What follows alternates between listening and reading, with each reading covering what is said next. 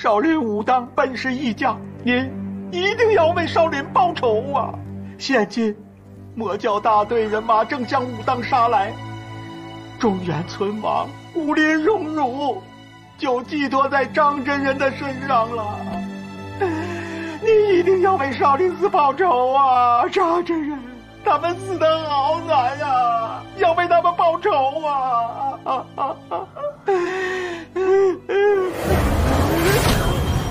师父，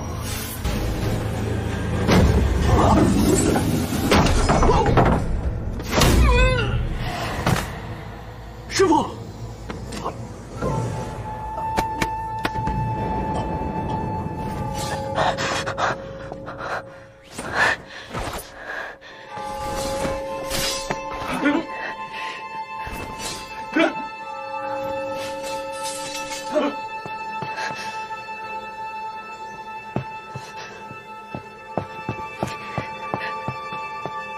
方师弟，去后厨准备些餐食，准备奉客。是。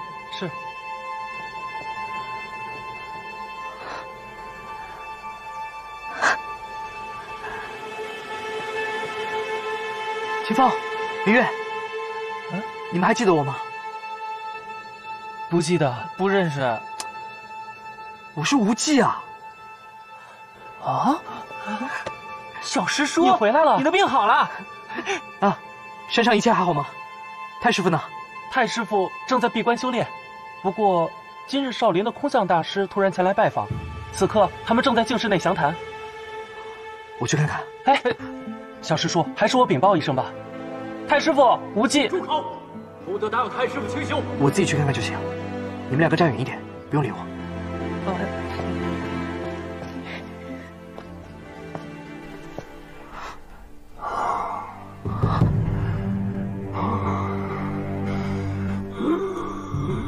糟了，出事了！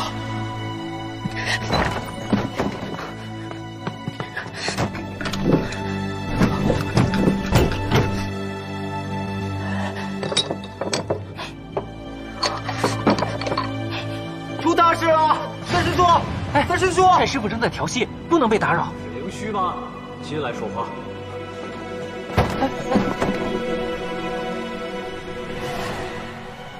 禀告三师叔，魔教到达宫外，他们口出狂言，说要踏平武当派。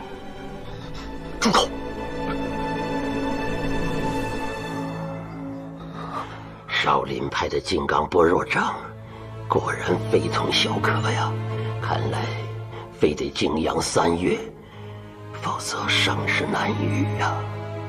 太师傅居然伤得这么重，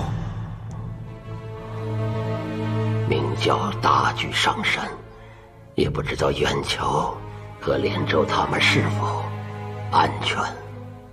代言，你说该当如何呀？师傅，您在此地安息养伤。灵虚，你去跟他们说，我一会儿就出来相见，让他们在紫霄宫等着。还有，把空行大师的首级妥善安置好，快！是。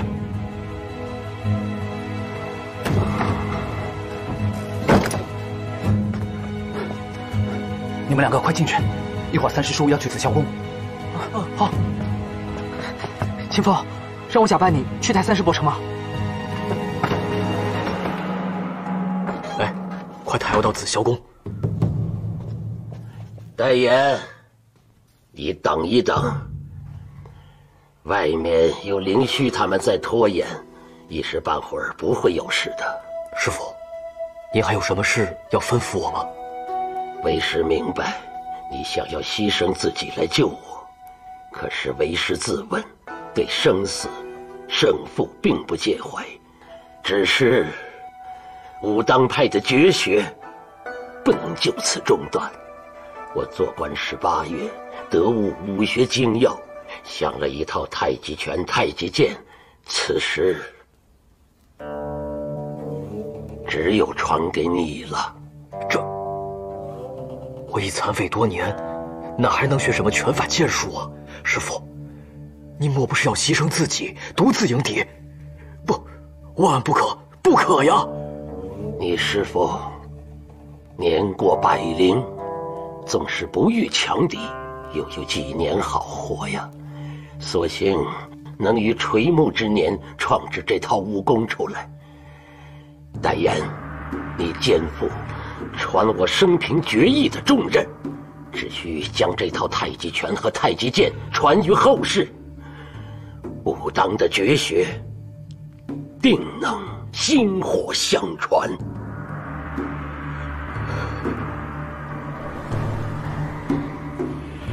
野马分鬃，白鹤亮翅。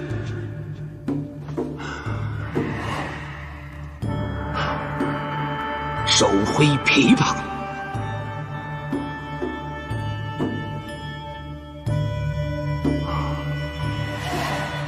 跟自来武学之道全然不同，讲究以静制动，后发制人。这套拳术主要在于虚灵顶劲，含胸拔背，纵腰捶臀，沉肩坠肘，16个字，纯以一形，最忌用力。你看懂了几成啊？师父，弟子于路只懂得3、4成，但招式、步法和口诀都已牢记心中。这也难为你了。你五师弟悟性最高，可惜他不幸早亡。我要有3年时间，好好点拨于他，当可传我绝技。这套拳劲首要在似松非松，将斩未斩，尽断亦不断。张三丰老道既然缩头不出，咱就把他的徒子徒孙先行宰了。好啊，先一把火烧了这道观再说。师父，这是千里传音。烧死老道那是便宜了他，咱们擒住了他，绑到各大门派游行示众。混账！竟敢辱骂我师尊，带我出去与他拼死一战！代言，我叮嘱你的话，怎么转眼就忘了？不能忍辱，岂能负重？你现在全身残废，敌人不会对你有所提防。千万记住，戒骄戒躁。倘若我苦心钻研的武当绝艺不能传于后世，你就是我武当的罪人。是，弟子谨遵师父的教诲。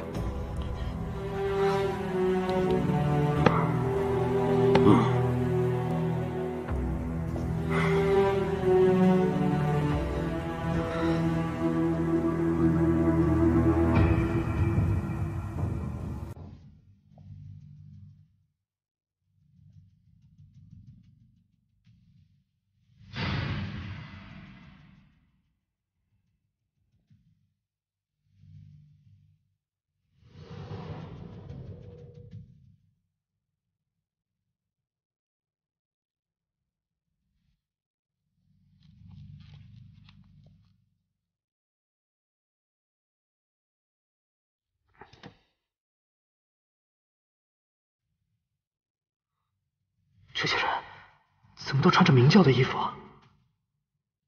这位是我的师尊张真人，诸位来到武当山，不知有何见教啊？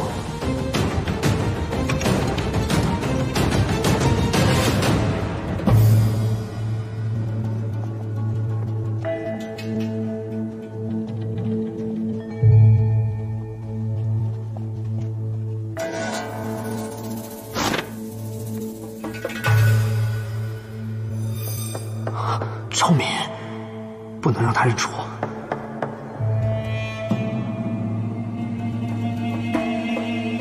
晚生明教教主张无忌，今日得见武林中的泰山北斗，荣幸之极。你这贼丫头，冒充明教教主也就罢了，居然还冒用我的姓名来欺骗我谭师傅。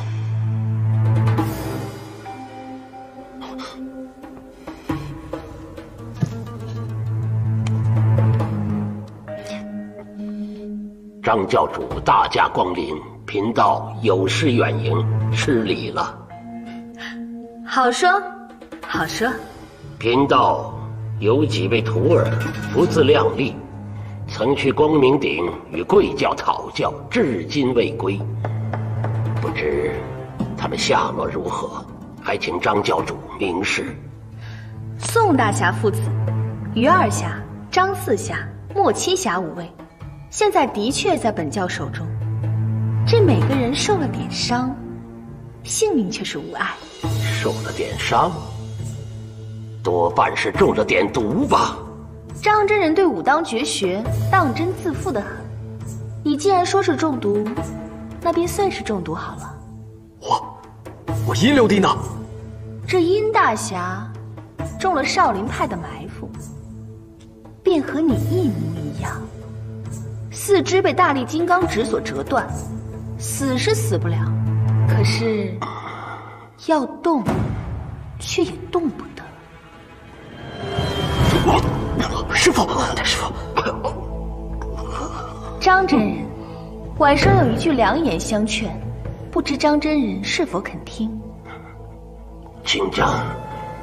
这普天之下莫非王土，率土之滨莫非王臣。张真人若真能归顺，皇上立颁书封，武当派大蒙荣宠，宋大侠等人人无恙，更是不在话下。明教虽然多行不义，胡作非为，但向来与袁氏作对，何时投效了朝廷啊？自古以来，识时务者为俊杰。少林派自空文、空智以下，个个投效尽忠朝廷。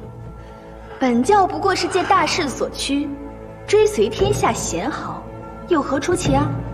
朝廷残暴，残害百姓，天下群雄并起，正是为了推翻暴政，还我河山。贫道虽然是个出家之人，但也深明大义之所在。空文、空智乃当世神僧，岂能为权势所趋？你这位姑娘说话，何以如此的颠三倒四啊？张真人既然如此固执，那就不必再多说了，就请各位跟我一起走吧。大胆！保护师傅！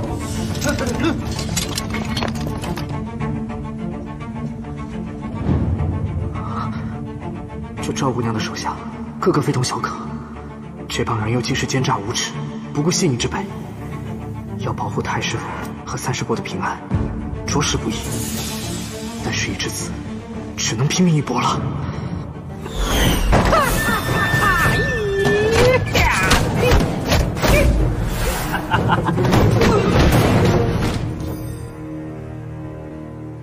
明教教主坐下，晚辈韦一笑参见张真人。久仰庆义福王轻功绝顶，今日一见，果然是名不虚传呐。晚辈得真人夸赞一句，真是荣幸之至啊！哟，这位不是赵姑娘吗？你女扮男装，假扮我们教主，你到底想干什么呀你？我就是想当这个教主，你能拿我怎样？你们先攻少林，再扰武当，若是和少林、武当有仇有怨，这事儿我们也不便多管闲事儿。可是打着我们明教的旗号，这事儿我就不得不管了。张无忌人呢？有本事叫他出来见我。这贫道还奇怪呢，明教何时成了朝廷的爪牙呀？原来是冒充的。张真人，请在一旁观战，且看我们明教上下和这帮假冒作恶的无耻之徒一较高下。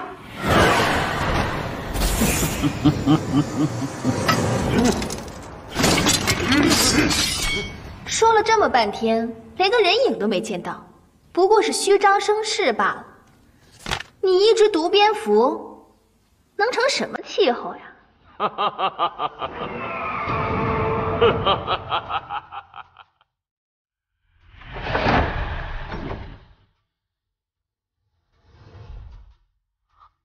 真是热闹啊！是谁呀？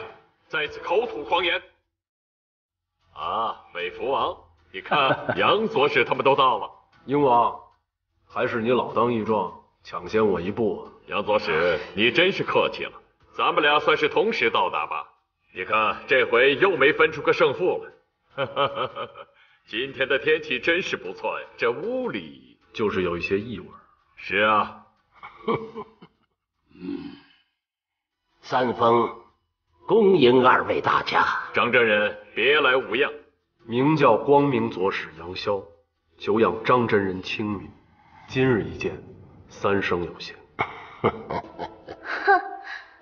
还以为武当是什么名门大派，原来暗中早已和魔教勾搭上了。我看要不是有魔教撑腰，武当武功不值一提吧。丫头，你真是有眼不识泰山呐！你这就是妇人之见，小儿之识。张真人当年威震武林的时候，那只怕你爷爷还没出世呢。武当派到底是真才实学，还是浪得虚名？今日一战，便天下尽知。至于我跟你们明教的过节，我们日后再慢慢算也不迟。张无忌那小鬼奸诈狡猾，我不扒他的皮，抽他的筋，难解我心头之恨。哎，我说这小妖精，看你年纪也不大，我们教主呢年纪也不大，不如你嫁给我们教主做小妾好了啊！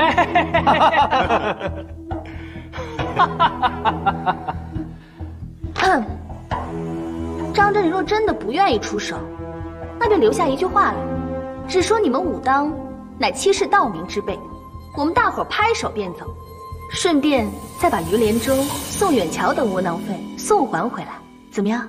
你们先是奸计陷害我师父，后又上门挑衅，简直卑鄙无耻！怎么，觉得我们欺负武当啊？那这样好了，我们这里呢有3个干粗活的家仆，一个练过杀猪屠狗的剑法，一个会点粗浅的内功，还有一个学过几招3脚猫的拳脚。张真人若真能将我这3个不中用的家仆给打发了，我便承认你们武当的武功名下无虚。要不然嘛，江湖上自有公论，也用不着我多说。赵姑娘，这3位可都是顶尖的高手啊，怎么又成了你的家奴，又是仆人的，还穿上我们明教还有天鹰教的衣服，这是在和我们开玩笑吗？他们是高手吗？这个我就真的不知道了呀。张真人，你想从谁先开始呢？不如先跟我家阿三比比拳脚。哎，我说丫头，你是怎么想的？啊？张真人是何许人？怎么会和你们这些阿猫阿狗的过招呢？这不是天大的笑话吗？甭说是张真人，就算我姓殷的，你们这些奴才也不配受我一拳一脚的。阿三，你最近做过什么？跟各位说说，看看配不配和武当高人过招。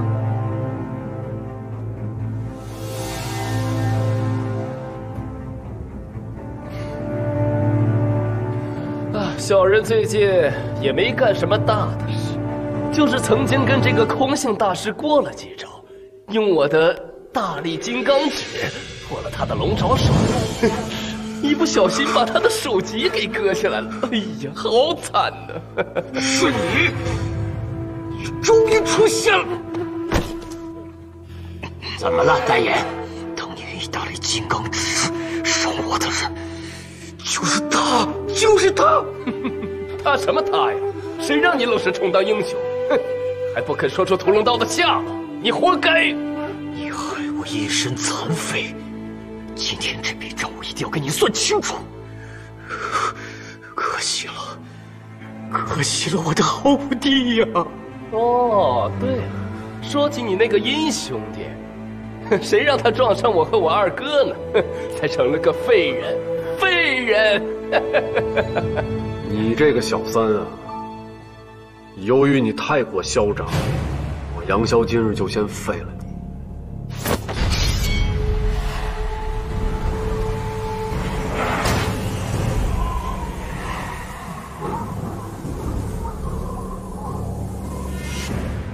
不老杨做事。既然这位施主和我武当弟子如此有缘，那贫道今日就要会一会他了，也好告诉这位姑娘，要想以胜败让我武当在武林降格，其结果只能是适得其反。贫道近年来创制了一套拳法，叫做太极拳，自觉和一般的武学之道颇有不同之处。正好啊，借此机会，将贫道多年的心血就教于各位。晚辈们有幸攻读张真人神技。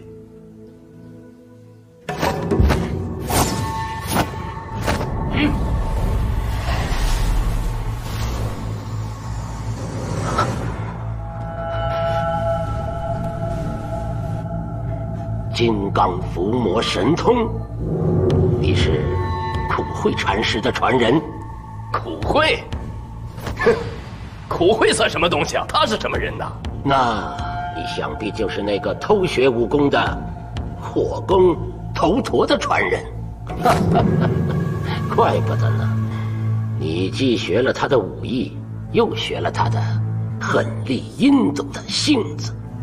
哎，那个叫空相的是施主的师兄弟吧？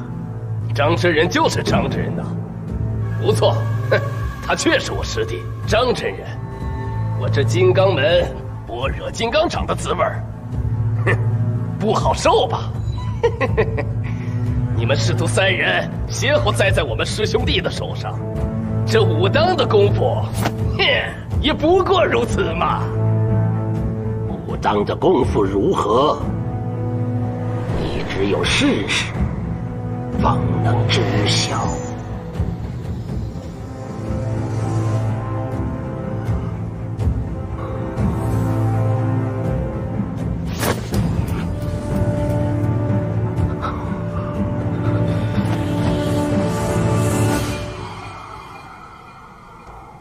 太师傅，这卑鄙小人怎配与您过招？就让徒儿给他演示几招武当功夫，也就够了。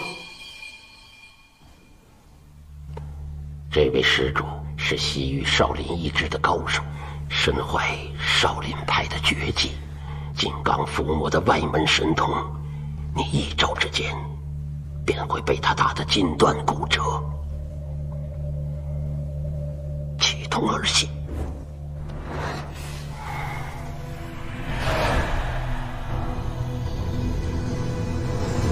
太师傅，您教孩儿的太极拳法，我还从来没有试过，也不知道成还是不成。难得这位施主是外家高手，让弟子试试以柔克刚、运虚御实的法门，岂不是很好吗？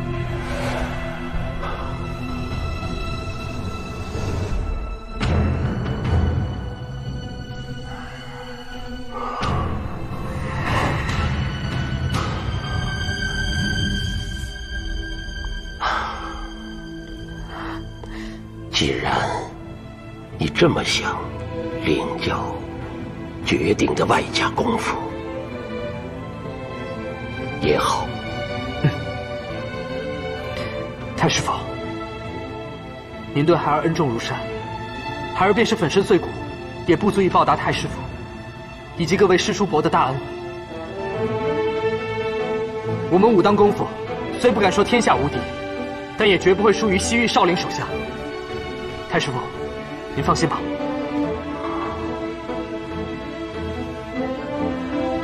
这套太极拳法，晚辈初学乍到，30招之内，恐怕不能将你击倒。那是我学艺未精，并不是这拳法不行，这一点你要明白。大哥、二哥，这世界上还有这么狂妄的人呢！哎，小毛孩，赶紧发招过来吧！把你打趴下了，我好跟你的太师傅过招。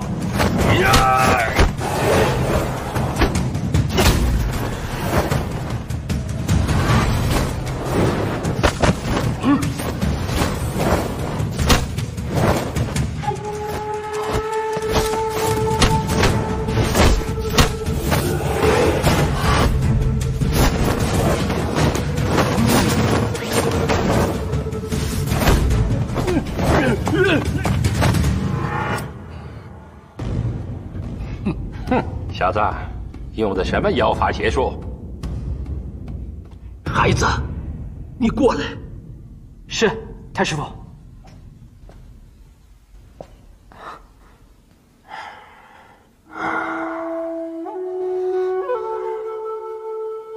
用意不用力，太极圆转，无始断绝。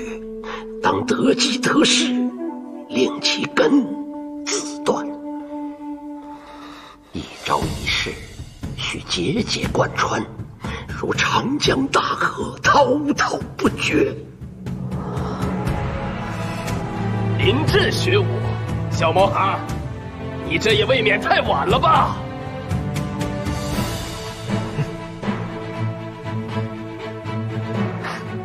对付阁下，刚好够用。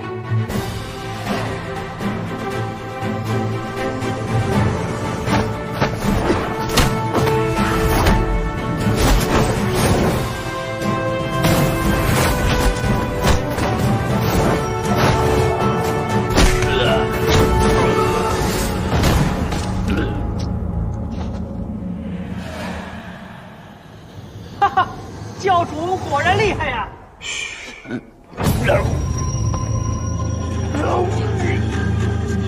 回去想吃点什么吃点什么，走好啊！张教主，你怎么这么没出息啊？假扮起小道童来了。这满口太师傅长，太师傅短的，你也不嫌害臊啊？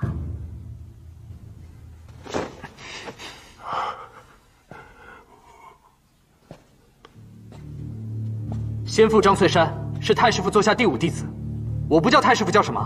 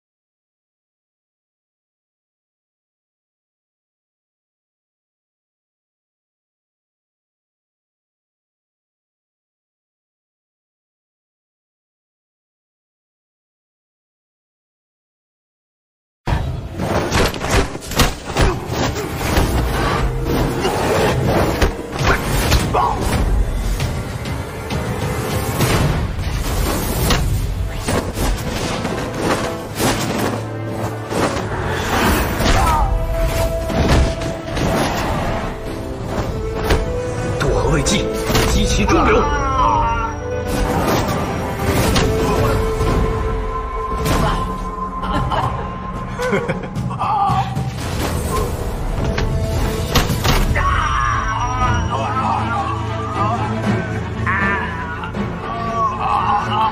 刘弟，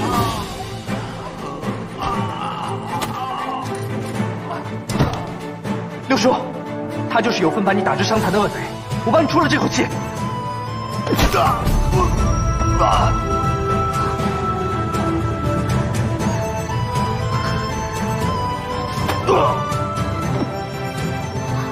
好，好。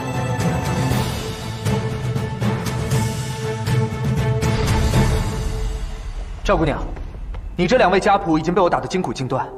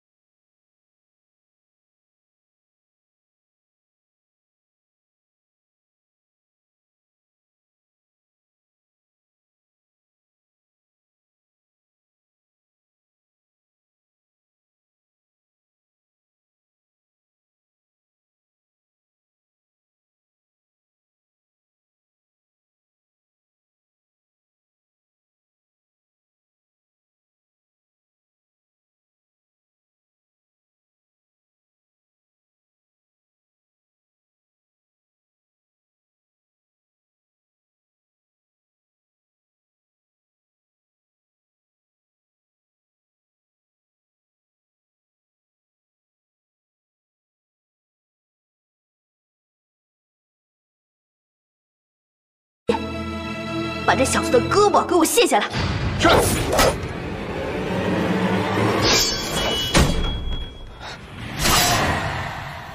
无忌，你过来。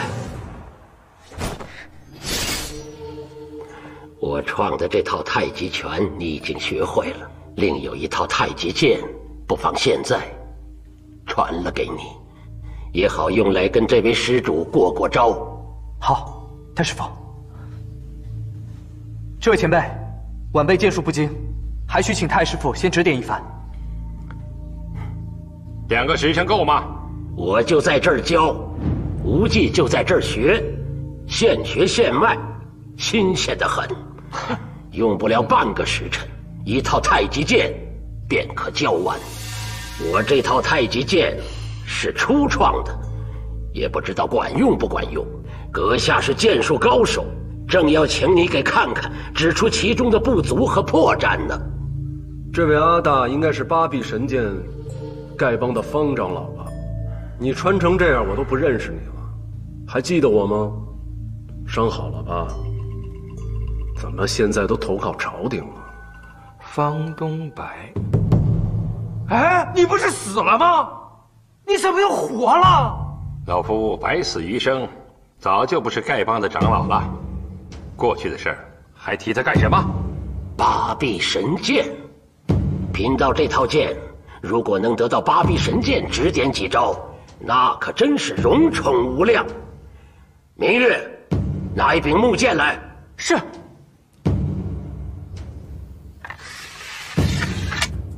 无忌，你看好了。啊。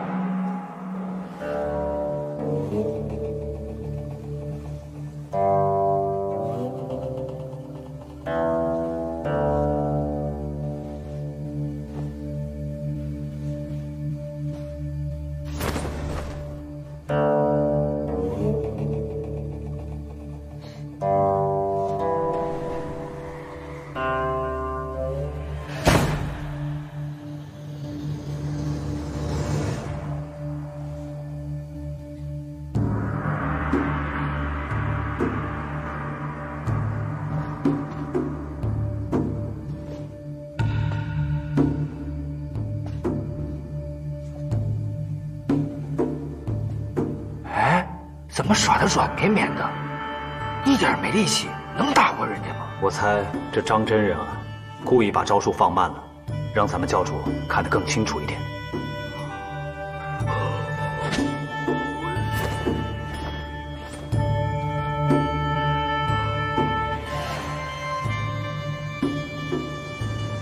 无忌，你看清楚了吗？太师傅，看清楚了。记住了吗？已经忘记一小半了。啊，那不白学了吗？这也难为你了，那你再想想吧。啊。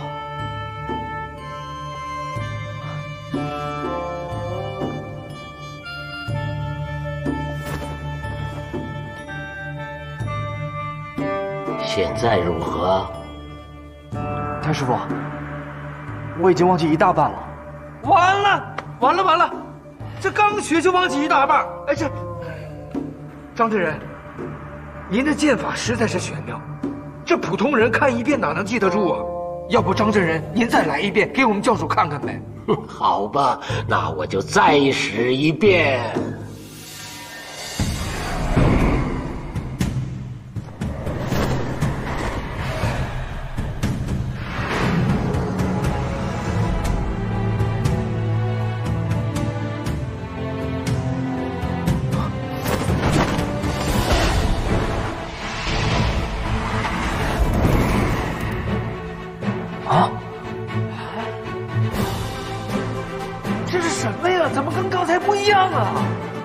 无忌，这回怎么样？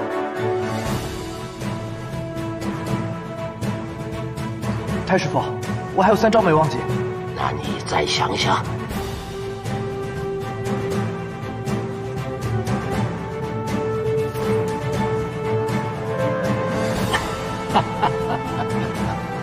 太师傅，我这下全忘了，忘得干干净净。不坏不坏，忘得真快。那现在就请八臂神剑指点吧。太师傅，我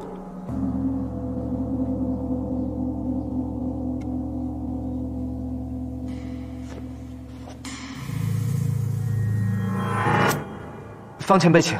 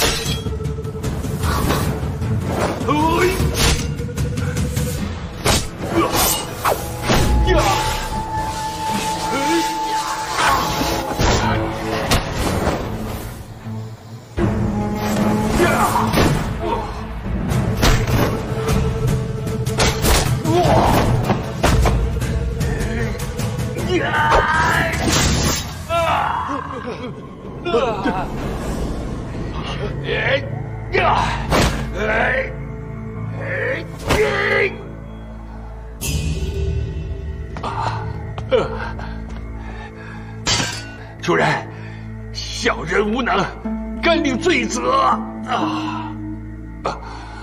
今日就看在明教教主张无忌的面子上，饶过你们武当。我们走。等一下，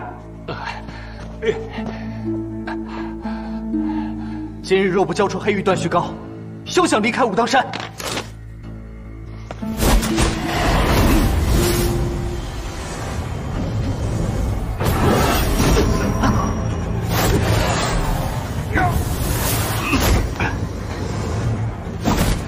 教主，无忌，教主，你怎么样？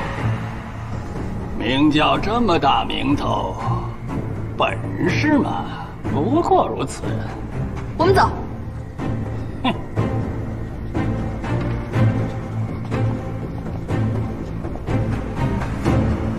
昔日数年不能驱除的玄冥神掌寒毒，此时顷刻之间便消除境界了。看来无忌已经练成了九阳神功啊！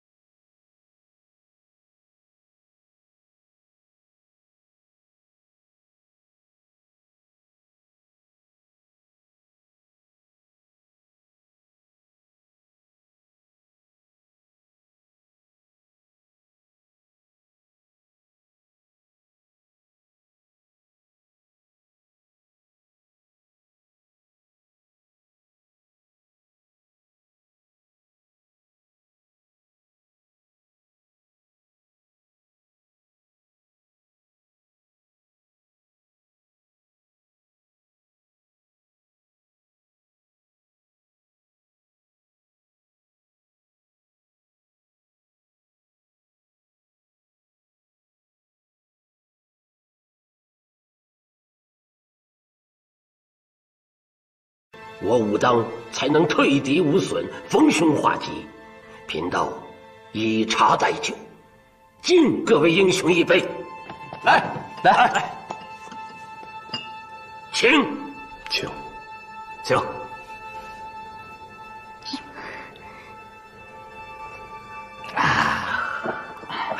请坐。张真人太客气了，教主的事儿就是我们的事儿，理当竭尽全力，死而后已呀。再说了，除恶扬善，本来就是我明教的志向所在。张真人言重了。六大门派的掌门和许多弟子们失踪多日，恐怕这个时候还在妖女手上吧。也不知道那个丫头到底是什么来头，连八臂神剑和玄冥二老如此的高手，也会听她的差遣。他还口口声声让我们归顺朝廷，他该不会是什么皇亲国戚吧？这个魔人的小妖精，难不成是个蒙古人？看他那嚣张的样子，我看背后得有大人物撑腰。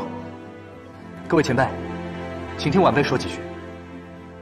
其实眼前有2件大事，第一件事情就是想到黑玉断续膏，治好三师伯和60叔的伤；第二件事情就是打听大师伯的下落。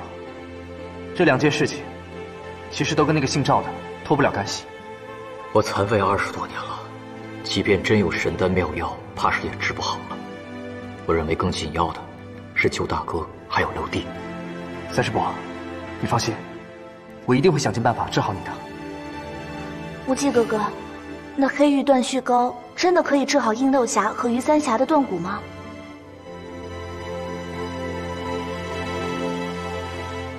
当时我在蝴蝶谷求医的时候，曾经在胡先生的医书上读到过，西域有一路外家功夫，一是少林旁支，手法极其怪异，断人筋骨，无药可医，仅其本门的秘药黑玉断续膏可治。我当时读到这里，就想起三师伯的伤，心中有所怀疑，便用心记了下来。当时在大殿，阿三出来挑衅，承认了当年伤害三师伯的事情。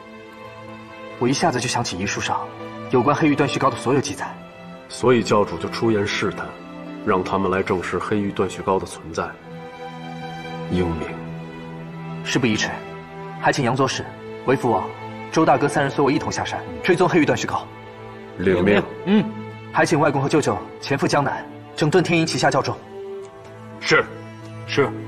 至于五行旗掌旗副使，则奔赴峨眉、华山、崆峒、昆仑，以及福建南少林5处，打探消息。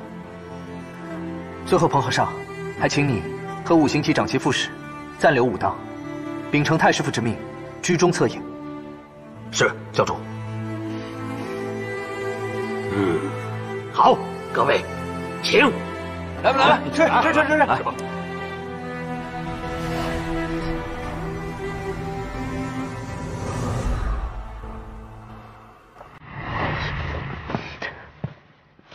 太师傅，您感觉怎么样？看见你平安的活着，太师傅这伤就好了一半了，再加上九阳神功的助力，现在全然无事了。无忌，你今天力退重敌，为武当立了功。多亏了太师傅的太极拳、太极剑法，无忌才能勉强应付下来。还是你内功弟子好啊，悟性高，如此短的时间就能领悟太极拳间的精要。最让太师傅感到宽慰的是，你能管束明教，让那些个桀骜不驯的魔头都能听从你的号令。可是太师傅曾叮嘱无忌，绝不可入歪魔邪教。如今我又是明教教主，太师傅你不会不高兴吗？太师傅不是说过吗？正邪两字原本难分，正派弟子若是心术不正，便会成为邪徒；邪派弟子若是一心向善，也会成为君子。如果你能够领导明教向善，引他们走上正途，造福天下，那么太师傅还有什么气好生啊？可是我心里真的很没有底，这个教主实在太难当了。太师傅看好你，你一定能当好一教之主。无忌谨遵教诲，一定不辜负太师傅的厚望。殷六侠，这里好美啊！你看看，这里还有鱼呢。我以前经常陪师傅在这里喂鱼的。好香啊！殷六侠，在你的房间里也可以闻到这样的花香吗？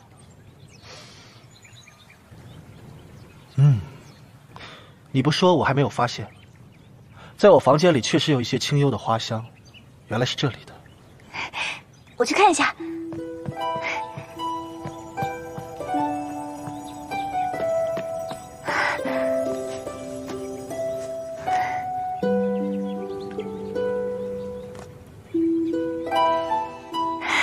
乐霞，你闻闻，好香啊！香。那我去摘一点，放到你房间里。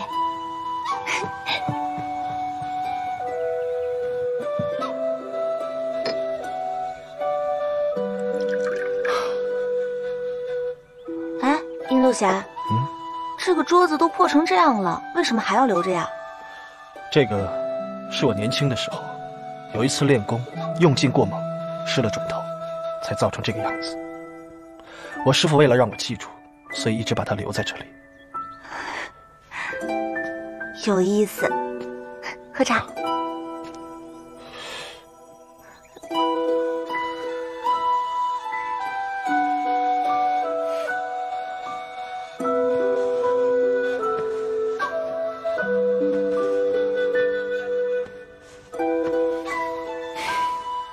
不悔姑娘，谢谢你，这段时间一直照顾我。殷乐霞不必这么客气的。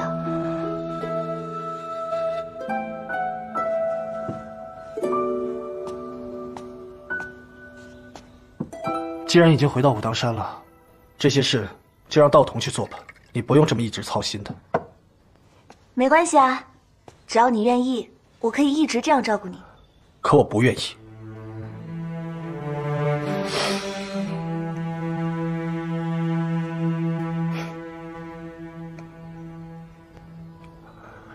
你还是跟你爹早点下山吧，武当山全部都是男弟子，不适合你这女流之辈。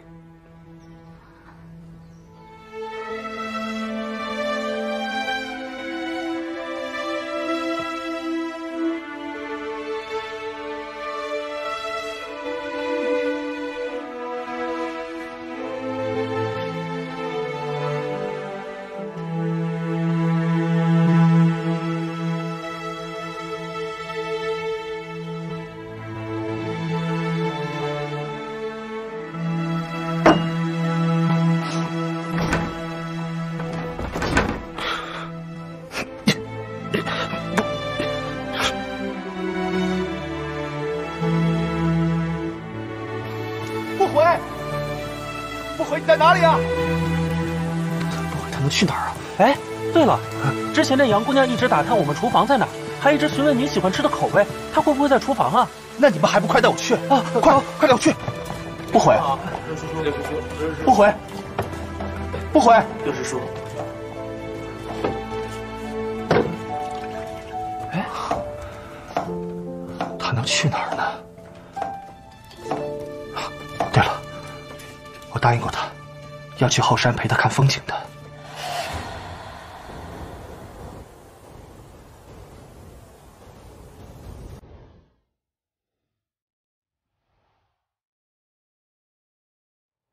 这里好美呀，好想一直住在这儿，每天就这样吹吹风，看看日出日落。可你终究还是要离开的。我不走，我要一直留在这照顾你。那怎么行？我都这把年纪了，能当你爹了。况且，我现在已经是个废人了，怎么能耽误你的幸福呢？留在你身边才是我最大的幸福。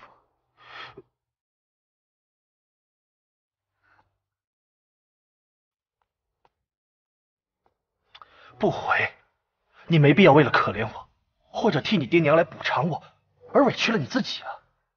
这一切都是我的命，我已经不再抱怨了。但是如果因为我而毁了你下半辈子的幸福，我会恨死我自己的。你怎么会毁了我的幸福呢？跟你在一起是我一心所愿的。你要再这么纠缠不清，我就让道童拉你下山。好啊，你要是让他们拉我下山，我现在就从这跳下去。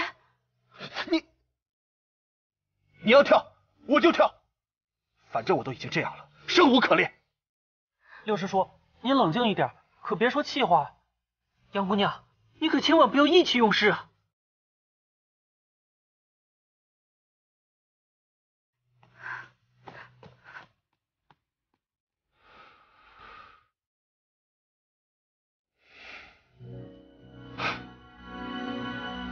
这刚调养好身体，就要马不停蹄了。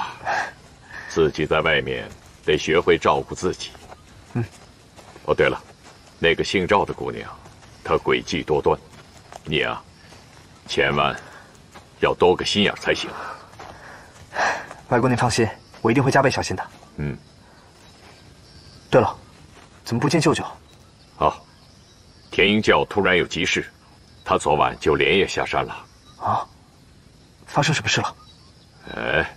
也没什么事，你就不用放在心上了。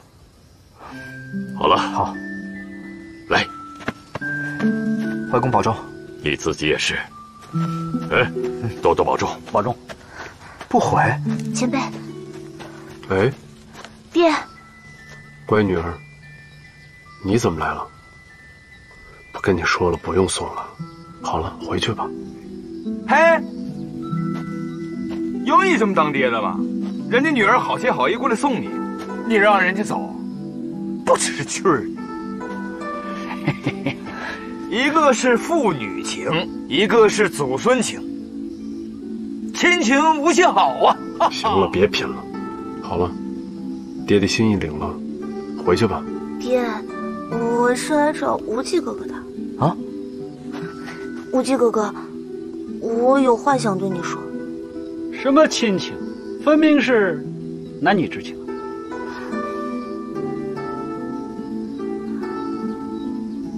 他们两个从小一起长大的，有点悄悄话很正常。无忌哥哥，我们去那边说。走。教主没关系，我们在这等你们。对啊，我们等你啊。无忌哥哥，你坐。不悔妹妹，这一次久别重逢，我看你总是闷闷不乐的，到底怎么了？无忌哥哥，我其实是想问你，我爹和我娘是不是对不起殷六侠？往事已矣，又何必再提呢？在别人眼里那是很久很久以前的事情，但是在我这儿，它好像就是刚刚发生过。殷六侠此次身负重伤，神志不清的时候，他总是叫我小福，小福。他还说，小福，我现在手脚全断了，我成了废人，永远都不要离开我好不好？永远都不要抛下我。他总是这样跟我说。那是六叔神志不清说的胡话，你别放在心上。不是的，无忌哥哥，你不了解。他后来醒来之后，他看我的眼神跟之前一模一样。他是不想让我离开的，他只是口头不说而已。季姑姑的死，确实对他打击太大了，现在更是四肢尽断，才会有这般不安。不悔妹妹，就辛苦你照顾六叔多些时日，我一定竭尽全力找到黑玉断续膏，帮他治好伤病。我愿意照顾他一辈子。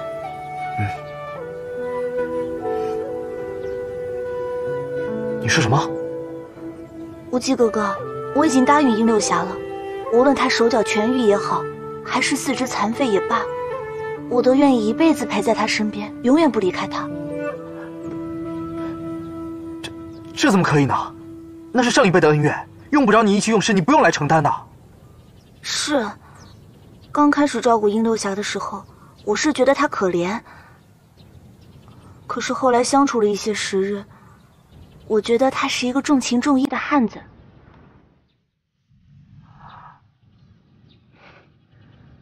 无忌哥哥，你还记得吗？小的时候我说想要一个糖人儿，你就去给我买一个糖人儿。记得，怎么会不记得呢？你买来的糖人儿，我一直舍不得吃，就一直攥在手里，太阳晒着晒着就全化了，我伤心的不成样子。你看我一直哭，就安慰我说一定要再帮我买一个。可是后来就再也找不到一样的糖人了。后来你买了一个更大更好的给我，我也不要了。当时可把我急坏了，怎么哄你都哄不好。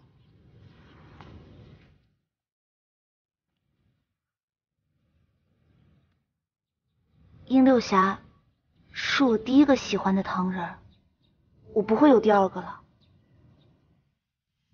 无忌哥哥，你不要觉得我任性，我这一路上想了好久好久。现在不是他离不开我，而是我离不开他。我跟他在一起的时候，他就算一直怔怔地看着我，我也会觉得满心欢喜。我从小就没了娘，爹爹虽然亲，但是有很多话我都不敢跟他讲。你现在是教主，但是在我心里，我永远把你当成我的亲哥哥。所以这些话我只对你说了，我也只能对你说了。我希望以后你可以替我做主。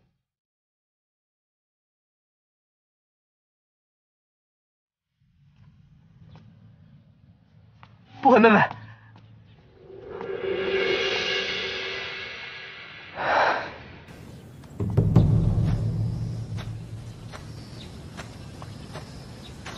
我觉得呀，教主有心事儿。不是心事儿，是心上人的事儿。难不成是他女儿把教主惹伤心了？肯定是不悔呀，不愿意跟教主分开，在教主面前撒娇，为难教主来着。俩人从小就在一块玩，这长大了刚一碰面就分开了。换你呢，你不伤心？青梅竹马，再续前缘。哎呀，哎呀，吓死我了！你说是？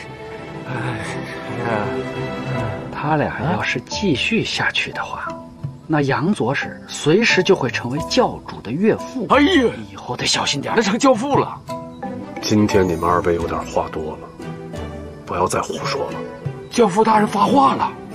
是。再说我点你们的穴。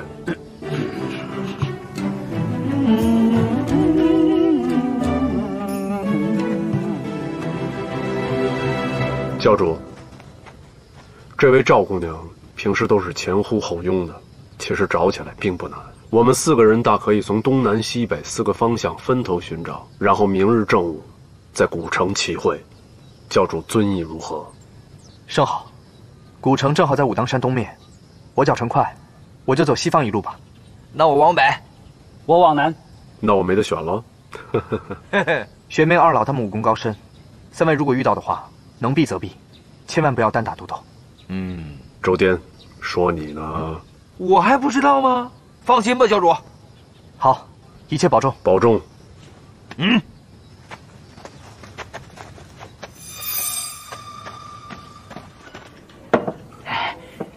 请慢用。请问一下，你有没有见过一城黄端软蛟经过？哦，有，还有3个重病之人睡在软兜里抬着，那阵仗可大着呢。他们往哪里去了？往西朝黄龙镇去了，走了有1个时辰吧。多谢。哎。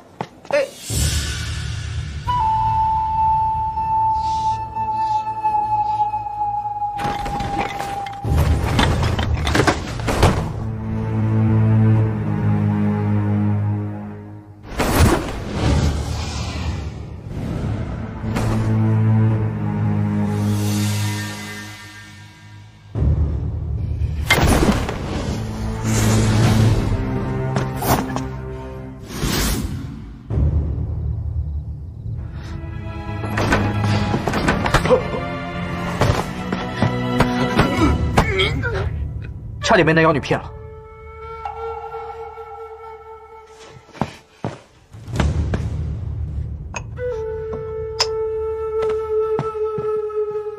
说，是不是真的黑羽断石膏？是的话，就眨眨眼睛。快说啊！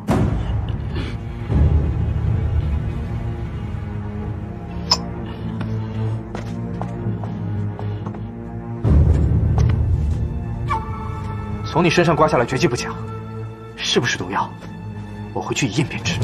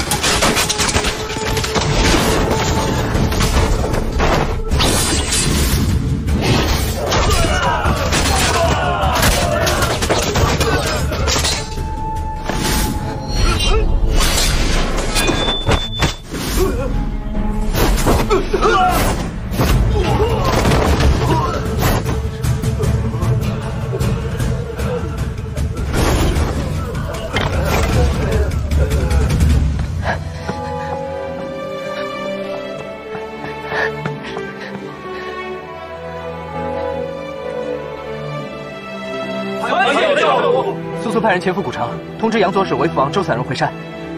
是教主。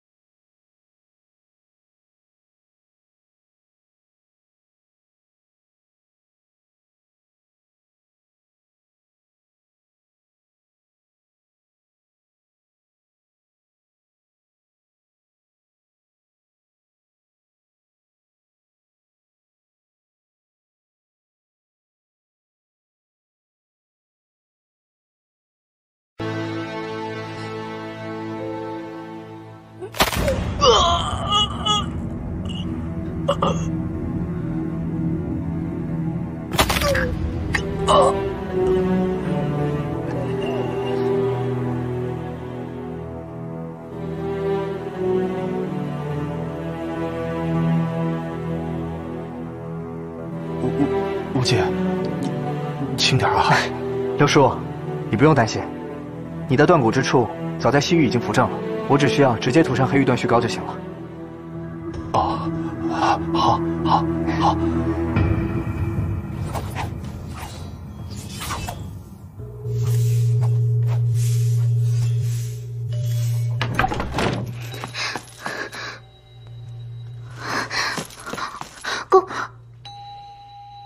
怎么了？清风来报，说殷六侠痛得已经晕过去3次了。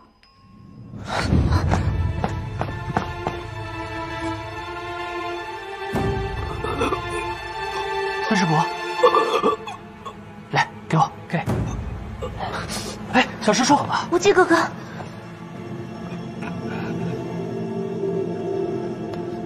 小师叔，六师伯没事吧？看好六师叔。好。三师伯，是断骨处疼得厉害吗？断骨处疼痛也就罢了，我只觉得五脏六腑中奇痒难耐，好像有7万条小虫在爬，真的痒，好痒的。紫的、青的、看好它，绿的、黄的，小虫子，有各种虫子飞来飞去，七彩斑斓。中毒者先是内脏麻痒，如同其虫咬念，然后眼前出现色彩斑斓，奇丽变幻，如同气花飞散。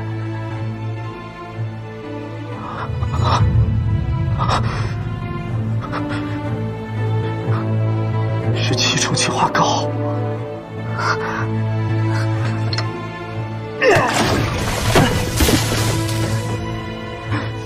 我竟然又上了你的当！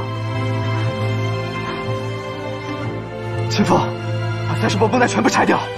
明月，拿烧酒来，是，全部洗掉。是，快，是。酒来了，快！没事的。膏药已透入肌里，怎么擦都擦不掉啊！刘师叔没事的，坚持住。看好刘师叔，我来。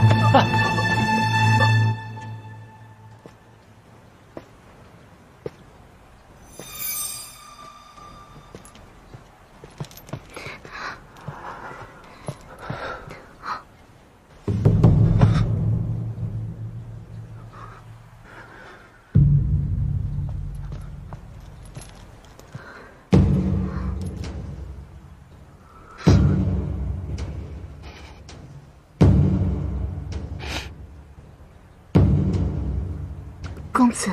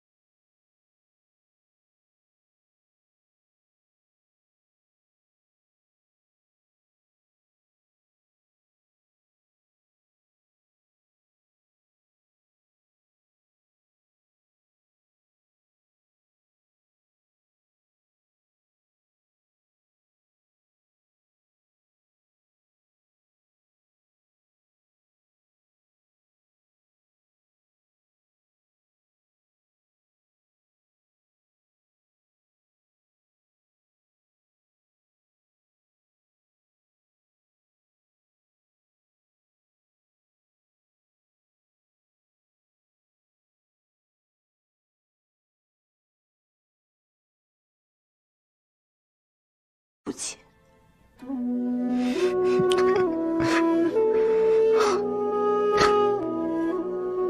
可是你知道我有多喜欢你吗？是你给我活下去的勇气。如果没有你，我坚持不到现在的。我之前一直对你恶言相向，是因为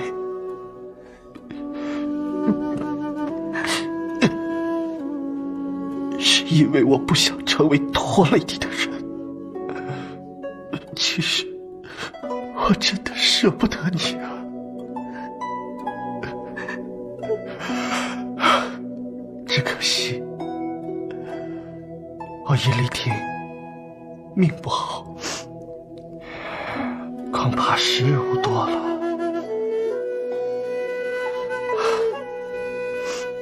在我临死前，你能答应我一件事吗？说，我答应你。答应我，我死了以后，你千万不要难过，一定要好好的活下去，千万不要像那天那样轻言生死，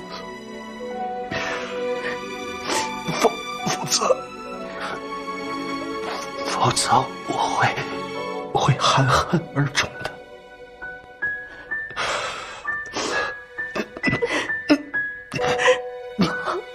你答应我。好，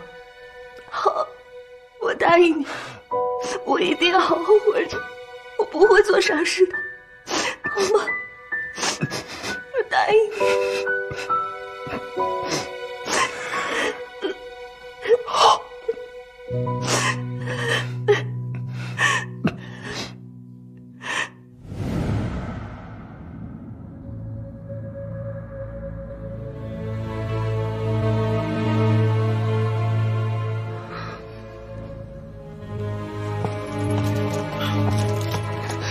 教主，那个赵姑娘在山门外求见。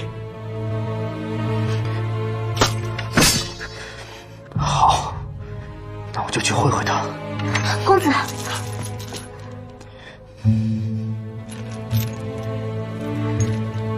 你去把这个还给赵姑娘吧。好妹子，我跟这姓赵的不共戴天，身上绝对不留下他任何东西。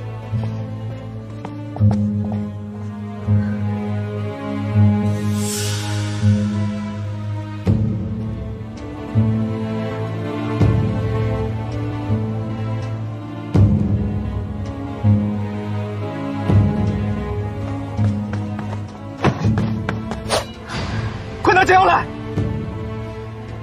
你胁迫过我一次，这次你又想来胁迫我吗？我上门来看你，一定这般凶巴巴的，岂是待客之道啊？我要解药，你不给的话，我是不想活了，你也别想活了。你死你的，关我什么事儿？要陪你一块儿死，臭美！谁跟你说笑呢？你再不给解药，今日别想离开这里。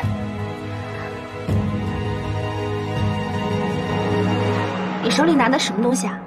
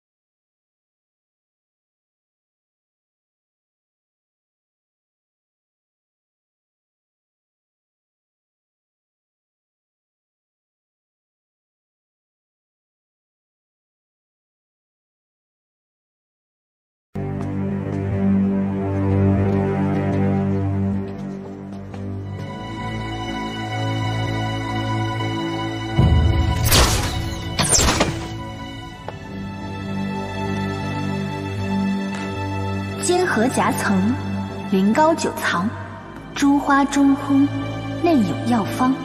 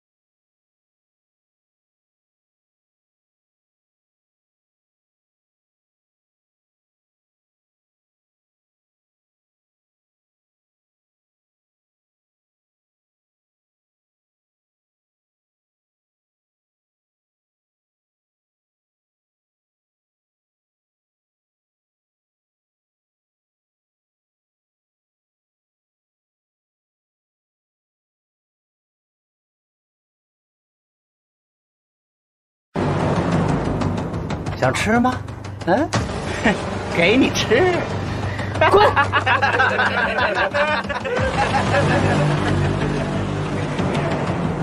给你吃。你要吃吗？啊？我让你吃，师傅，吃个够！师傅，吃啊！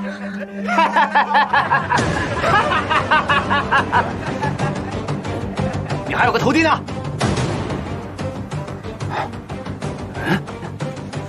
扔他！芷若，到时候你一定要伺机逃走。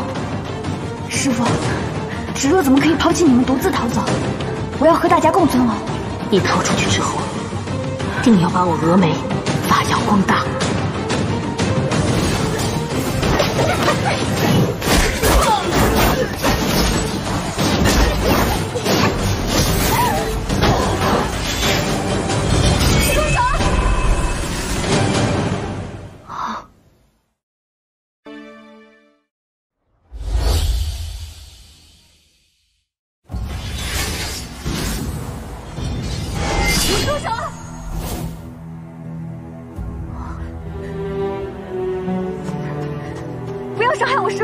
芷若，傻孩子，你为什么要回来呀？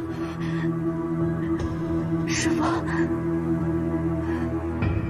给无忌哥哥，于三侠和殷六侠服过解药后，果然伤势大为减轻。六叔，你觉得怎么样？眼前的菜虫都没有了，太好了。赛师伯，您呢？您觉得怎么样？感觉好多了，这药效太神奇了。公子，我把药膏涂在跛脚的小狗身上，小狗不但没有中毒，反而已经精神奕奕了。好。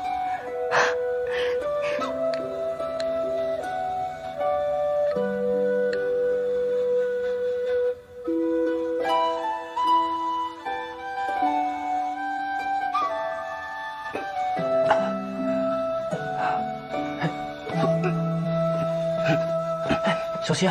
真没想到啊！感觉怎么样？哦，好多了。来，慢一点，慢点。殷六侠，你看那边。是，别有一番意境啊。此番下江南，将天鹰教归编到明教，本希望扩大明教的势力，扬我明教的威风。怎奈各地势纷纷起兵抗元，我明教和天鹰教的弟子也多有参加，皆遭到援兵的擒杀，殉难者甚众。如今这江湖上有谣言四起，说我明教杀了6大派。如今这天下人都视我明教为敌，一想到这儿，真是让人痛心呐！陷害明教的人，我们一定是不会放过的。但如今局势不同，各大派都在各自为营与援军作战，可结果不尽人意。那杨左使的意思是放下恩怨，不拘小节，联合6大派，一同抗元。哈，真好笑！怎么联合？你没听鹰王说，现在各大派与我们为敌，你和谁联手去？哼，说的好像我们很稀罕他们似的。你看看，你看看，杨左使，这回你的主意没人赞成的。太师傅，您的意思是？贫道正想说，明教应与各派结盟，又怕周先生以为贫道在说废话。现在援兵搅乱天下，无论正邪，俱当摒弃前嫌，共同抗敌才是。至于贵派与其他派别的纠纷，俱是小局，天下抗元才是大道。太师傅所说的，也正是我所想的。与武林各派冰释前嫌，共同抗元，正当其时。可是现在各派掌门下落不明，就算我们明教有心，也无门可结啊！我也是这么想的。其他门派尚且不知，但是峨眉灭绝师太还有宋大侠他们还是有迹可循的。杨左使，你心里是怎么想的？你就说嘛，不要再吊大家的胃口了，好不好啊？周殿，你知道的。我知道什么？我知道。周敏，还真是啊，让教主去问问那姓赵的，没准能打听到灭绝和宋大侠的下落。可自当那日他和教主击掌为誓之后，就不知去向，从何寻起啊？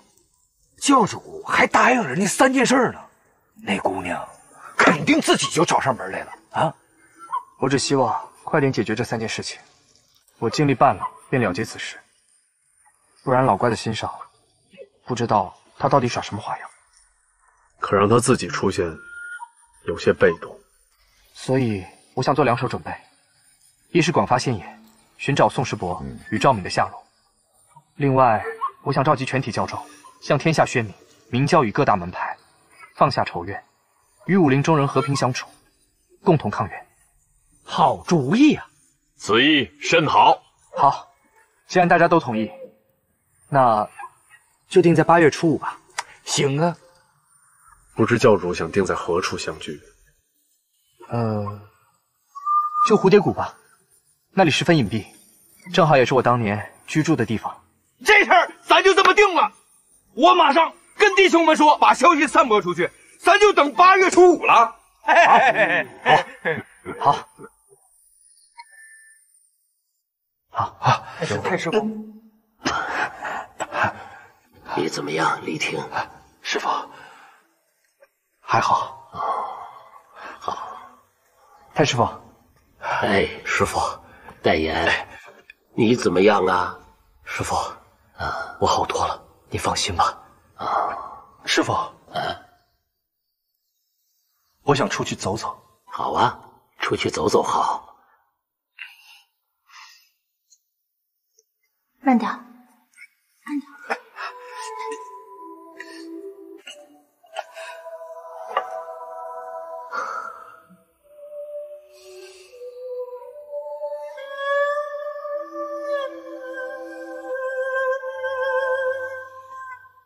三师伯，六叔是新伤，所以恢复比较快。你毕竟受伤已久，要全部康复的话，还需要些时日。我明白。你们看，我的手已经可以慢慢动了，都是在好转中啊。按照现在的恢复情况，我想大概半年，您就能倚仗带足，慢慢行走了。是啊，虽然还是残废，可是比那不能动的废人依然强多了，甚好，甚好啊！无忌，师父，弟子从未想过还能有今日。这一切多亏了无忌帮忙，是无忌让我重见了天日。无忌，三师伯，谢谢你。三师伯，您严重了。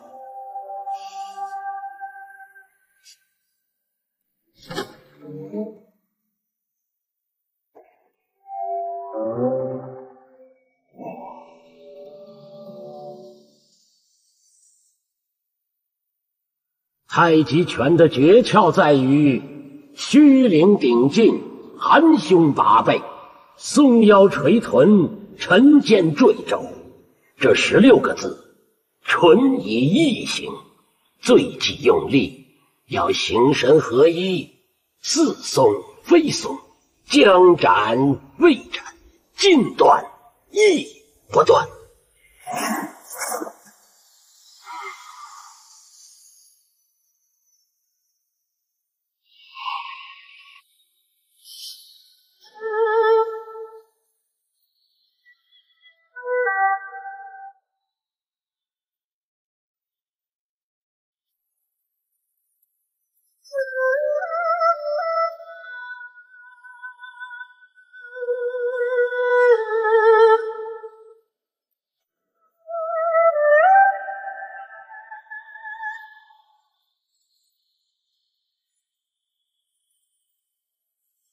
不错，你的权剑已至精纯了。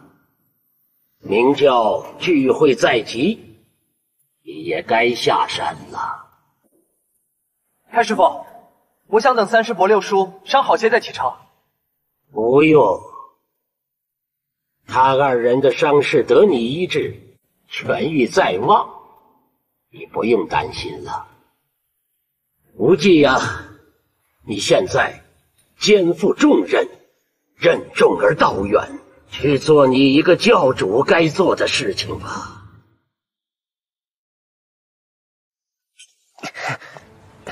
慢点，感觉怎么样？我呀，真想快点好起来。你现在都快飞起来了吧？但是不能着急的。不回。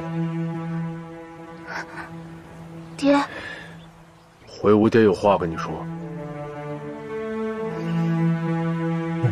去吧。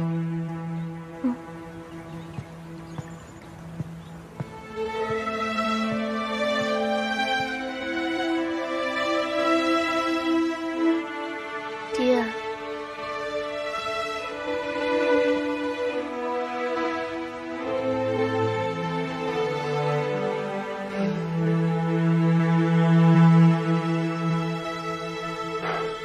乖女儿，爹爹从小就疼你，宠着你，你想做什么，我就让你做什么，是这样吗？那现在不同了，因为你长大了，是个大姑娘，很多事情要有分寸。爹知道你善良，你去照顾殷六侠，帮他治病，我能理解。但若你们之间，爹，殷六侠他刚刚重伤出狱嘛，我照顾照顾他，也许他会好得快一点。是，但若你们二人如果走得太……爹，你究竟想说什么呀？我就是想说，若你们二人走得太近，我怕旁人看了会恐生误会。若教主看到了，影响你们之间的关系，多不好。爹，我的心意已经和无忌哥哥说清楚了，他都明白。你是说你跟教主已经互通心意了？哦，我是说……那就行，那就好，那你就不用再跟我说了，就不用再跟我说了。原来都这样了。无忌哥哥，你终于出来了。不回。哎呀，你最近一直和太师傅习练拳法剑道的，你都把我的事情给忘了吧？急死了。到底怎么了？无忌哥哥，你什么时候跟我爹爹说我跟殷六侠的事情啊？啊？你根本就没有放在心上，对吗？哦，对不起啊，都是我不好，一直忙于教中的事都给忘了，对不起啊。那，你现在去跟他说好不好？现在我爹爹都已经误会了。误会什么呀？他误会我们两个是一对儿。啊？怎么会呢？我一直把你当亲妹妹看待。可是他不知道啊。你们都快要下山了，再不解释的话，只怕我爹爹会误会得更深。无忌哥哥，你现在就去跟我爹爹讲好不好？现在就去，求求你了，无忌哥哥，你是一教之主，我爹一定会听你的。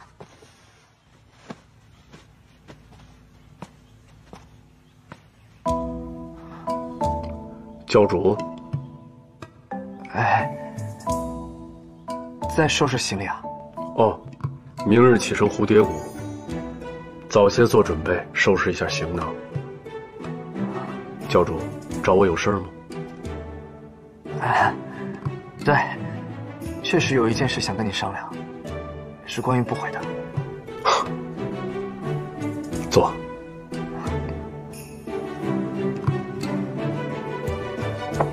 教主年少的时候就救了不悔一命，又对明教有如此大的恩情，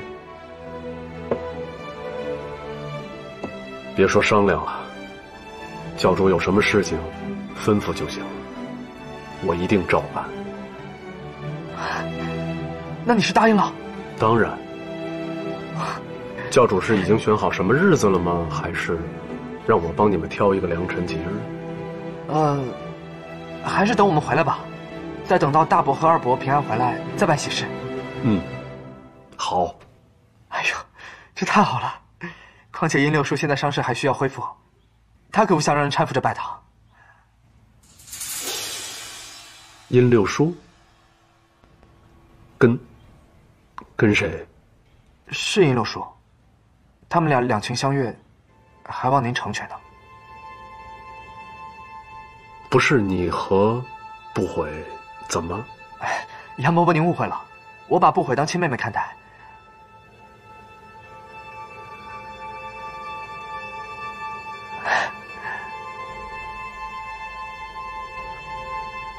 是我搞错了，看来是我误会了。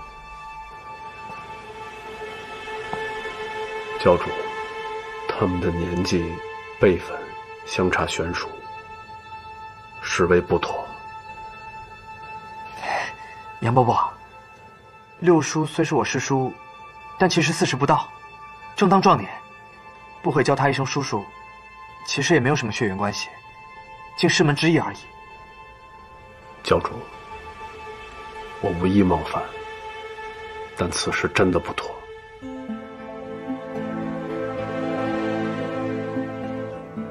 杨伯伯，您是因为上一辈的恩怨吗？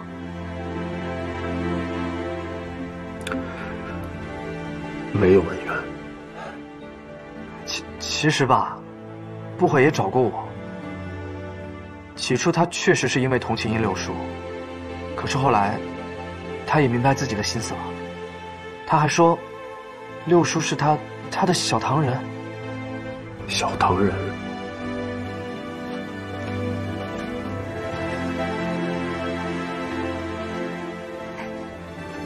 武当山后山真的好美啊！你看。其实不悔的性格很像季姑，执拗的很。他说，殷六叔是他第一个喜欢的唐人，不会再有第二个了。如果他们两个人不能在一起，不悔该有多难过。杨伯伯，上一辈的恩怨早与他们无关了。其实你也希望不悔能幸福，难道不是吗？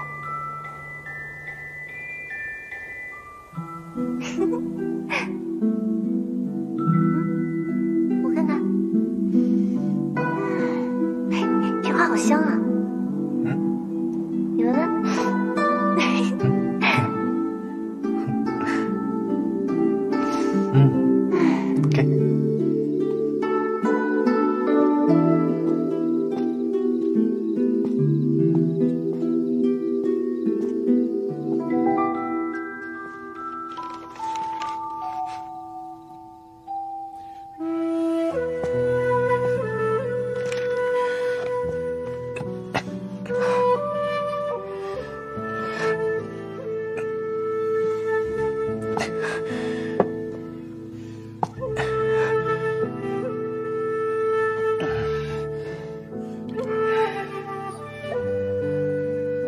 我女儿不悔。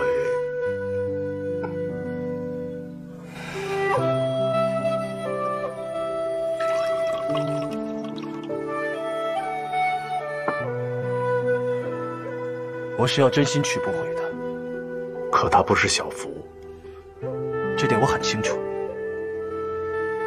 小福他已经走了，我现在已经完全清醒过来了。但你知道他是我什么人吗？我知道我配不上不悔，但正因为如此，我会比任何人都要更珍惜他。只要不悔愿意多陪我一天，我都会竭尽所能去爱护他，去疼惜他。我是真心喜欢不悔的，我希望你能够同意我们。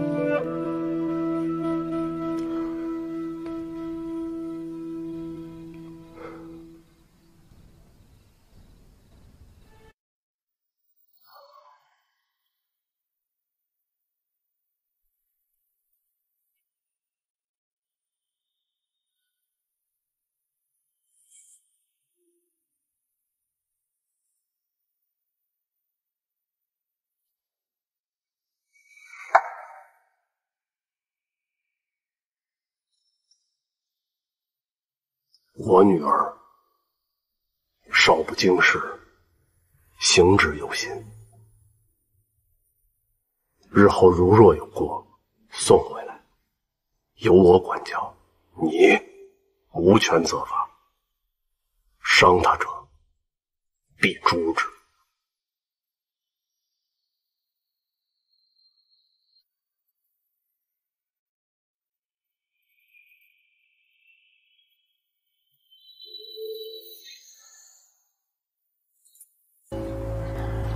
这一路上你要多加小心，行事切勿鲁莽，要三思而后行。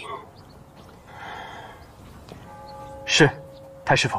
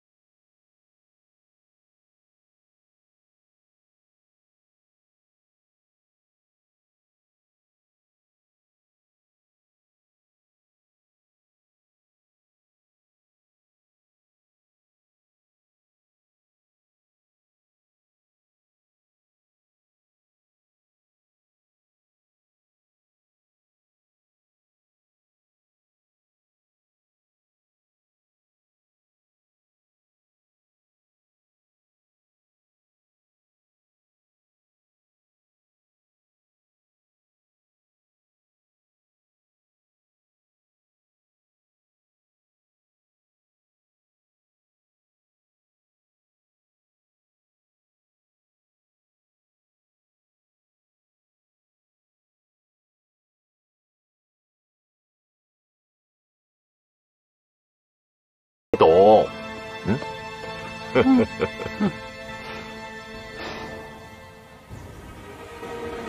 大师终于到了，人都齐了吗？我办事，你放心。那是。你们几个看什么看？去把马洗了，给我机灵点。好，大师，请。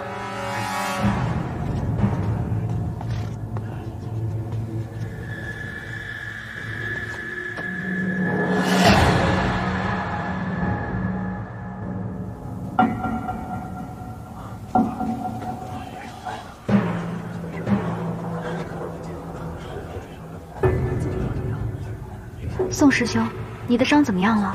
皮外伤，不碍事的。师兄啊，你怎么也被抓了？他们狡诈下毒啊！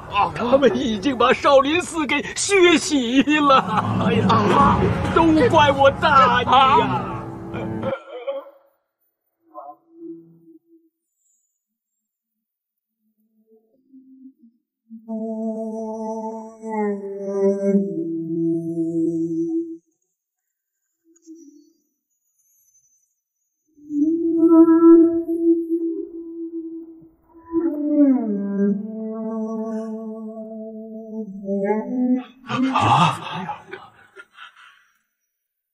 小妹仰慕各位英雄多时，今日可总算把大家给请来了。妖女，你这样是请人的礼数吗？师太误会了，我本诚意相邀，只怕有些英雄误会不愿配合，所以这一路上才多有得罪。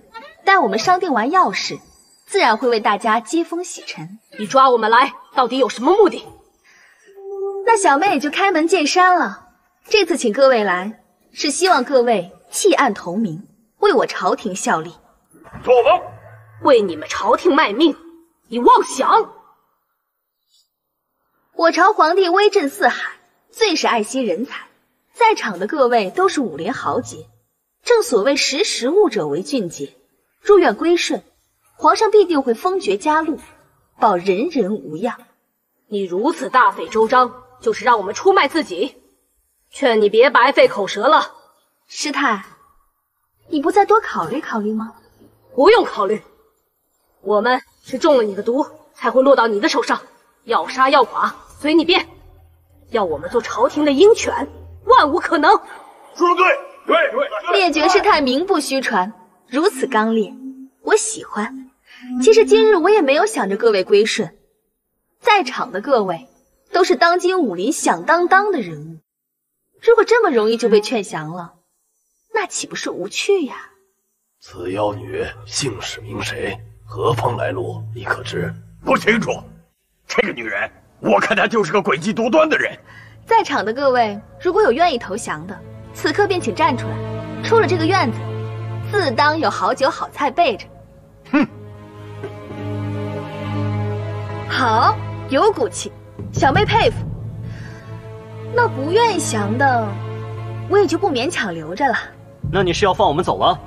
和我的手下在这个擂台上打一番，能连赢3场的，立即放人。那若输了呢？输一场，我砍1根手指。我倒要看看了，你们有多少根手指拿来砍啊？我们都中了你的毒，如今内力全失，如此比武，恐怕有失公平吧？各位武功之高，小妹岂敢不防啊？我们行走江湖，只为锄强扶弱，断不会被朝廷收买，要杀便杀，请姑娘不要再折辱我们。宋大侠义薄云天，可是这里不是你们武当的地界，恐怕这规矩嘛，还得按照我的来。我中原6大派，岂是贪生怕死之辈？大哥，我孔通派打头阵，我身上为强。好，够胆识，我也不欺负你，给你1样兵器。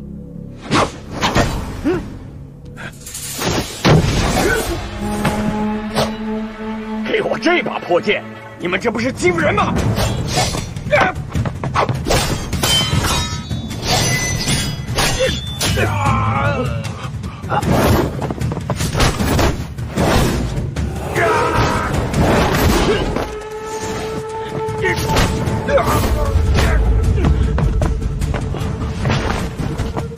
陆先生，崆峒派的7伤拳法真是刚柔并济啊，而且变化莫测。先是这样，再这样，最后再这样。郡主冰雪聪明，分毫不差。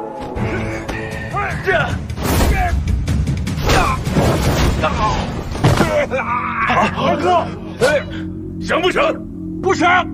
我要是内力在的话，你根本就不是我的对手。少跟的废话，剁了手指送到塔里去。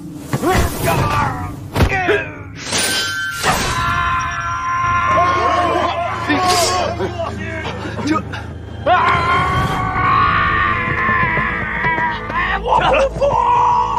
不服！妖女，你抓我们来，表面上是逼我们投降，实际上是想偷学我们各大派的武功。你这样做太卑鄙了。师太，你在担心什么？其他门派的武功招式或许一学就会，但你们峨眉武功高深，岂能被轻易学到？我还偏想学他一学。3回。在。领教灭绝师太高招。是。哼。怎么，堂堂峨眉掌门，竟如此贪生怕死，连我的手下都不敢对战啊！家师宁死不辱，堂堂峨眉派，岂能在你的手底下苟且偷生？也好，也不用掌门出来打。听闻贵派有一位周姑娘，是灭绝师太的得意弟子，在光明岭围剿明教之时，还曾重伤明教教主，想必深得灭绝师太的剑招绝学。既然掌门不愿意出来，那就他出来打吧。怎么，峨眉弟子还有不敢自认身份的呀？蜘蛛，蜘蛛。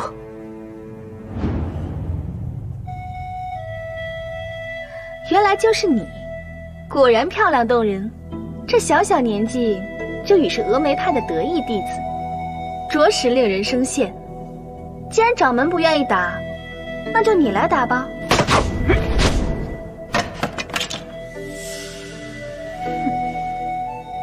你这样站着不动，是和你师父一样清高，不屑跟我们切磋武学吗？没错。家师最讨厌卑鄙阴毒的小人，不屑跟你们比武过招。你们峨眉派的武功，当真举世无双吗？能不能打赢还未可知呢。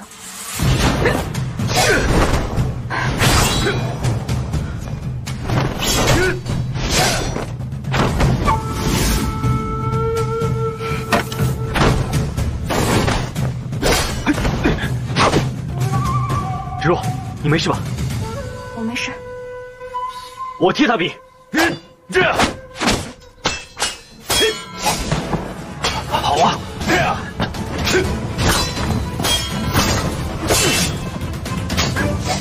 这样。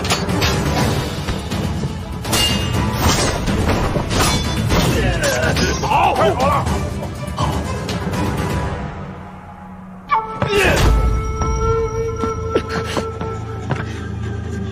我赢了。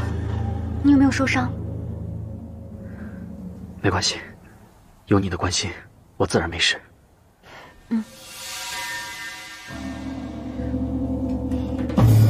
有情有义呀。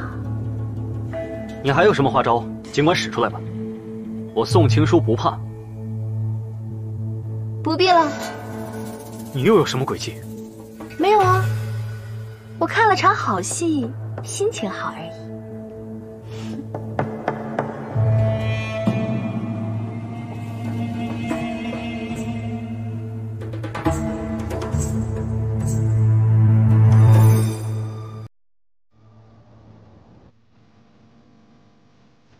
走。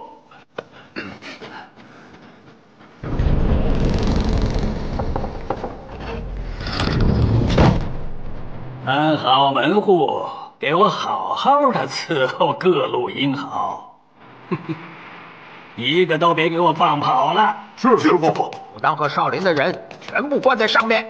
走，快走。刚才谢谢你。不用跟我客气，照顾好你自己。走。走。石檀，请吧。别让这些妖孽学到我峨眉的武功，知道了吗？是，一直明白。师傅，师傅，师傅。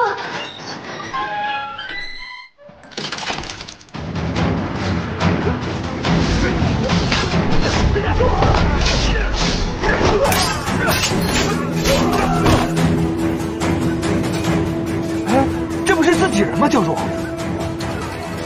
那不是我们明教的火焰旗吗？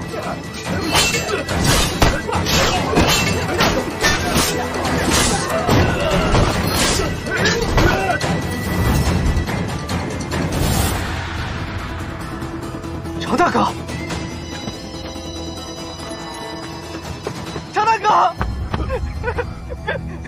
常大哥，常大哥，常大哥，真的是你吗？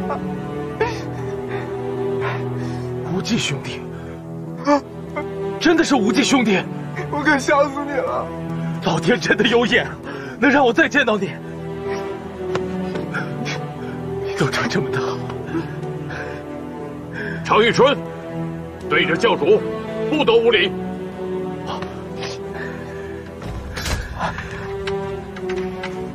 常遇春，拜见教主。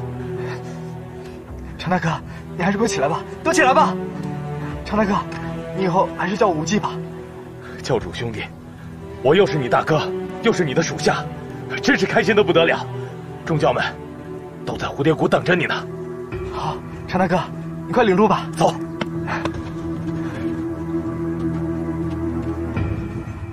我都听文长骑使跟我讲了，你们在光明顶打赢6大门派的事，真是大快人心呐。不过遗憾的是，当时我没能跟兄弟们在一起。说实话，我也离开这里太久了。当年就是常大哥日夜兼程，带我来蝴蝶谷找胡先生求医。唉，也不知道胡先生的医路还在吗？我师伯的家，当时被山贼所拒，一把火烧光了他的家，所有的医路全都不见了。您这些日子都在蝴蝶谷吗？我听说你当了我们教主，真是高兴得很。于是我就带着弟兄们在这等你们到来。谁知道等着等着，却把蒙古军给等来了。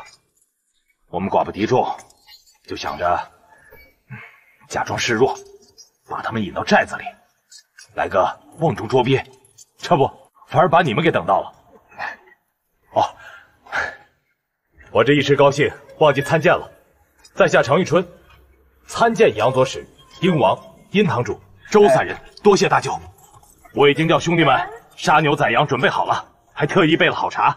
今天兄弟们难得聚齐，咱们不还不归啊！我们去那边看看。行。哎，干嘛呢？刚才我是说这个常遇春应该是在文苍僧的旗下，那和我们的距离应该是这么大。所以呢？所以教主和他是生死之交的兄弟，那么他们之间的距离应该是这么大点儿。所以我们就不要以长者自居了。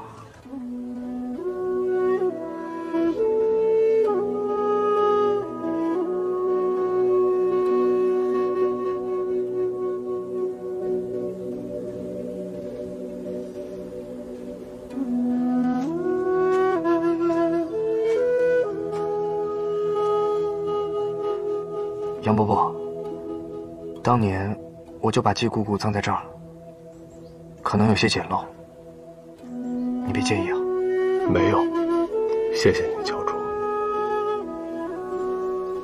其实葬在何处对我来说都不重要，因为在我心里，小福并没有真的死去。我能感觉到的，他一直都在我的身边。教主，请容我片刻。好。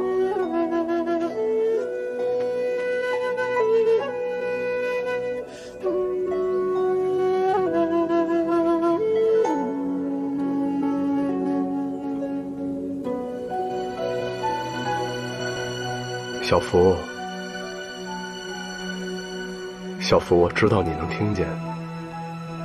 你知道吗？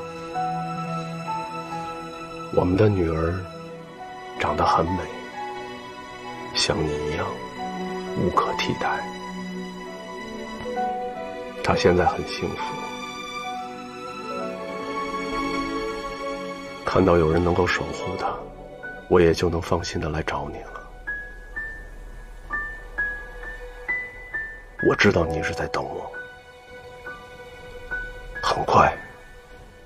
等我完成最后的使命，我就会带你去一个最安静、最美丽的地方，没有人再来打扰我。等我。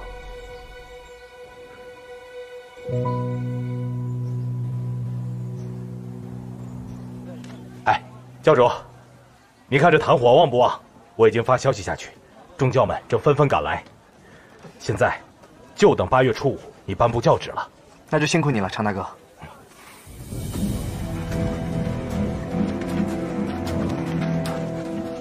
教主，怎么样？路上还顺利吗？有没有查到赵姑娘的下落？教主，属下无能，到现在也没有发现赵姑娘的下落。不怪你们，她行踪缜密，又诡计多端，自然多加防备。你和为父王暂时不用追查赵姑娘了。教中有别的事情需要你们处理。是。盐源无尽草。教主。教主。之后就由你们继续打听失踪各门各派的下落。是。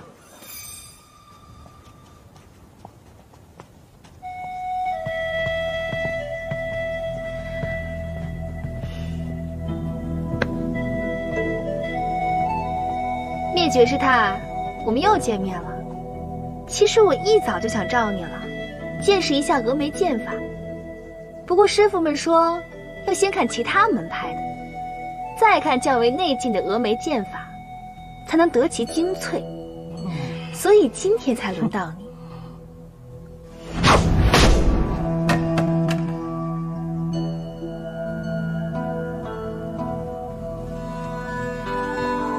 你虽然是女子，但比起其他窝囊掌门，倒多了几分架势。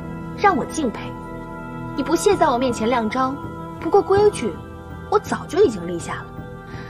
只有比武赢了才能离开。难道你不想走啊？输了，便要留下指头；不肯比武，便以书作录。你以为你这样视我为无物，我就拿你没有办法吗？哼，我知道，你有的是傲骨，断你多少根指头你也不在乎。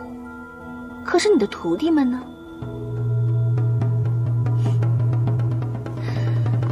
如果我把他们叫来，一个个在你面前扒光了衣服，我看你峨眉派还如何硬朗？